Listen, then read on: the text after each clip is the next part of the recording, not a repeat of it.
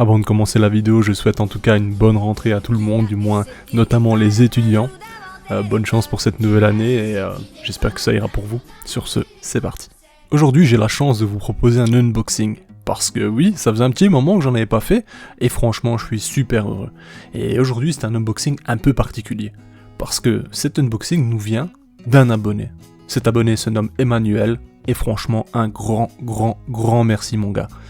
Franchement, en fait, quand vous recevez un colis d'une boutique, leur intérêt c'est de faire de la publicité. Donc, ils vous l'envoient parce que derrière, ils savent qu'il peut y avoir des répercussions. Ici, c'est vraiment une personne qui suit juste mon contenu et qui souhaitait me faire plaisir. Et ça, c'est incroyable. Alors comme vous le voyez, il a pensé à tout. Il m'a envoyé 4 espèces de tubes pour changer justement les tubes qui devaient être changés. Franchement, c'est génial. Un grand merci.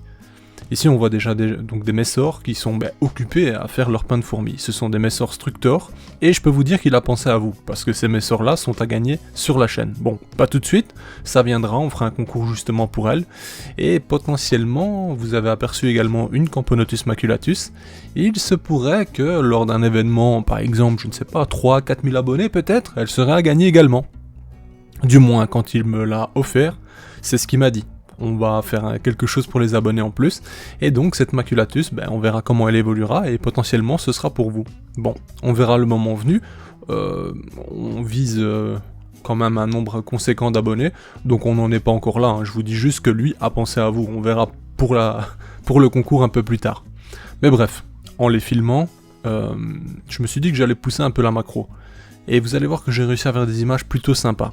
Par moments, c'est vrai, je vais un peu vraiment loin dans les zooms, vous allez vous dire, bon, c'est un peu dur. Sur un petit écran, tel un téléphone, etc., ce sera très lisible. Sur une télé qui fait 180 cm, ça peut être fort étiré, je vais pas vous mentir.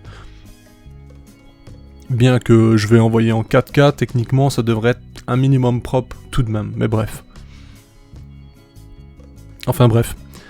C'est la deuxième fois qu'une personne m'offre justement des fourmis, alors que lui n'en tire absolument rien, à part le fait de visionner potentiellement leur développement sur la chaîne, etc. Et franchement, c'est toujours un sentiment très particulier, parce que vous vous dites que des gens dépensent de l'argent pour vous en fait, pour vous faire plaisir, pour peut-être eux-mêmes être satisfaits de les voir derrière. Enfin bref, c'est complètement dingue, et franchement ça me fait vraiment plaisir.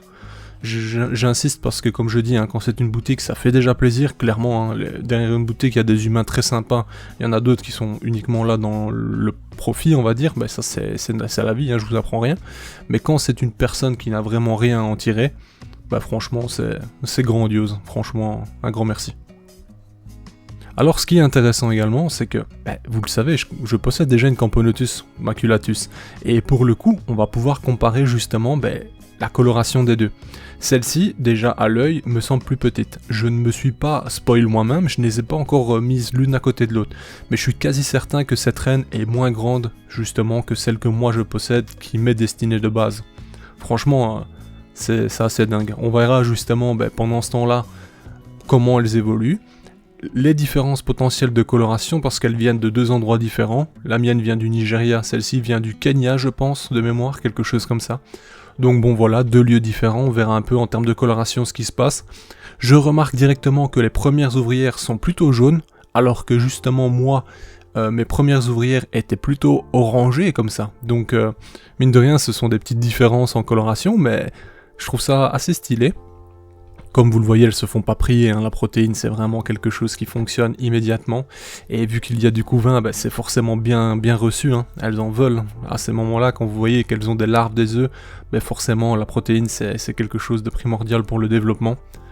Et ici, on voit, elles s'acharnent sur ces tout petit morceau de blatte au final, mais bon. Pour l'instant, ça ne sert à rien de donner des quantités folles, ça suffira amplement, sinon ça finira juste dans le dépôt ou traînera. Je remarque d'ailleurs que Maculatus est plutôt sale dans le sens où, ça dépend. Mais en général, ce qu'elles font, c'est que, au lieu de mettre leurs déchets au fond du tube, elles le mettent près de la réserve. Et j'ai eu souvent le cas avec justement Maculatus, donc on verra par la suite si celles-ci font la même connerie. Si pas, je changerai le tube un peu plus tard, c'est pas bien grave en soi. Enfin bref, c'est vraiment une superbe reine. Vous allez voir que je dis que j'ai poussé la macro, on n'a pas fini encore, je vais pousser encore un peu plus, vous allez voir. On va être sur du grossissement assez intense, mais je suis plutôt fier des images, vous allez le voir, ça reste assez net mine de rien. Sachant que, je rappelle, c'est bien sûr des êtres vivants, ils bougent, hein, comme vous le voyez, et que je cadre tout à la main, sans trépied, sans rien du tout, donc c'est vraiment très difficile d'être vraiment stable. Et bon bah limite je suis en apnée des fois, hein. Je respire plus, hein.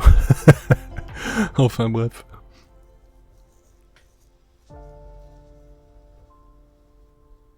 J'espère en tout cas que la rentrée va bien se passer pour tout le monde, que ce sera un moment de plaisir tout de même, hein. Je sais que c'est pas évident de se remettre en route par moment, mais bon, il faudra.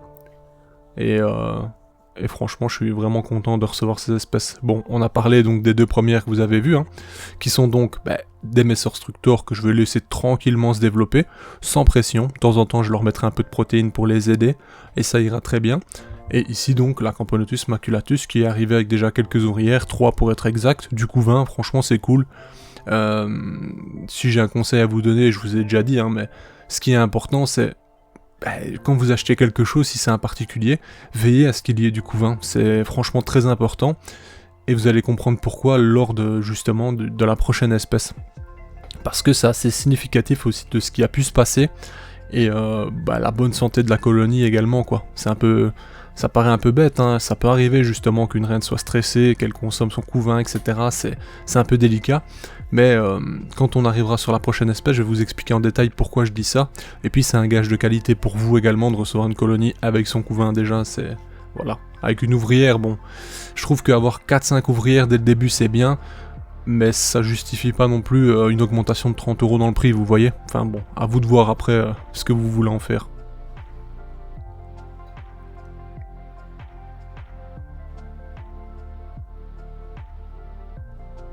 Alors pour mon propre élevage, on a donc une Camponotus texanus. Ça nous vient de loin mine de rien, d'Amérique, donc franchement c'est hyper stylé. Bon, ici vous remarquez tout de suite qu'elle est dans un sentiment un peu de stress. C'est totalement normal, je viens de la changer de tube. Peut-être que dans la nature c'est leur façon de faire justement de s'aplatir et de faire un peu profil bas, genre je suis plus là, je suis morte. Mais bref, rassurez-vous, elle va très bien. Quelques jours plus tard, elle va toujours aussi bien, donc aucun problème à signaler, même si je remarque que elle a des comportements un peu bizarres, tels que celui-ci à l'image. Je sais pas, des fois c'est particulier, je l'ai surpris en train de pondre également.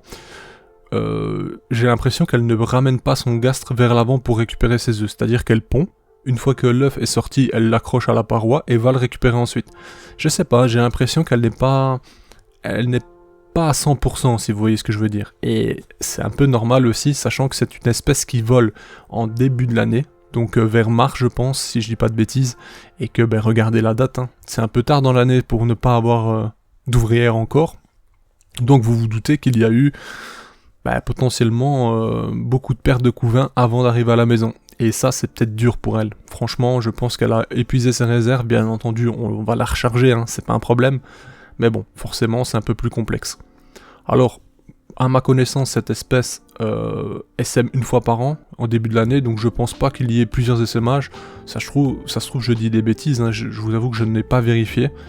C'est possible qu'elle essaime plus tard dans l'année, mais ça m'étonnerait quand même. Enfin bref. D'ailleurs, dites-moi en commentaire si vous êtes renseigné sur l'espèce.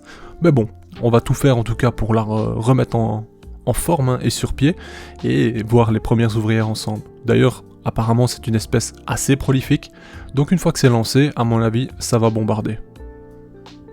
Sur ce, encore merci à Emmanuel d'avoir pensé à moi, d'avoir tout simplement investi de l'argent pour me faire plaisir, c'est un truc de fou. Je te remercie encore une fois.